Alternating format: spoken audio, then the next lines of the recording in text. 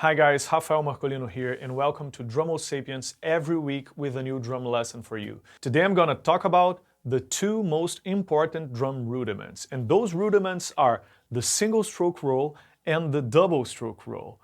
And I'm going to explain you why, but before that, don't forget to subscribe to the YouTube channel, don't forget to follow Drum Sapiens on Instagram, to like the Facebook page, and if you want to receive every week a new drum lesson with PDF files containing transcriptions of all the exercises I show here, go to subscribe.drumsapiens.com. So now back to the single stroke roll and the double stroke roll. If you take that famous 40 rudiment list and you take a look closer, you can actually notice that the vast majority of the rudiments in that list are combinations of singles and doubles, are actually different sequences using single strokes and double strokes. Of course, we have different things like flams or drags, but even drags have those double hits that are actually double strokes. So if you have good singles and doubles, you are actually prepared to play almost every rudiment or everything applied to the drums. So in this lesson, I'm going to show you three really cool exercises to get better singles and doubles, but actually to get better singles and doubles together, mixing those two rudiments. I always like to practice rudiments like that because you're not playing only one thing at a time when you're drumming. When you apply a rudiment to your drumming, to a groove or to a feel, most of the time you are putting that inside a context where you are playing other things. So it's very cool to have this flexibility to change from one to another.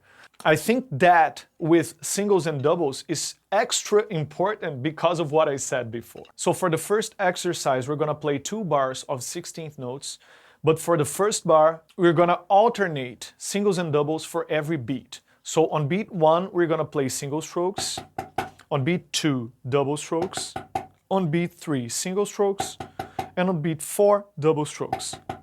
So our first bar is going to be 1, 2, 3, 4, 1. Okay? And for the second bar, almost the same thing, but we're going to play single strokes for beats 1 and 2 and double strokes for beats 3 and 4. 1, 2, 3, 4. So putting those 2 bars together, the exercise is 1, 2, 3, 4. 1, 2, 3, 4. Okay? And the goal here is not to play fast. I don't want you to try to play as fast as you can. I want you to play in a tempo that it's actually comfortable for you to understand if your doubles are sounding like your singles in terms of the subdivision, the space between the notes, if you are playing precisely every hit in every place of the exercise, okay? And I'm gonna play this exercise with a metronome for you to play together with me. But before that, a really quick tip on double strokes. When you're practicing your double strokes, you should focus on playing really slowly at first and try to accent the second note of each hand. And why is that? Because when you get faster, you tend to play those 2 notes in the same volume. If you are used to playing the first hit louder than the second one, when you get faster, those second lower volume hits, they tend to disappear. So it gets really unbalanced. You have really messy double strokes. If you try to accent the second hit and you get faster,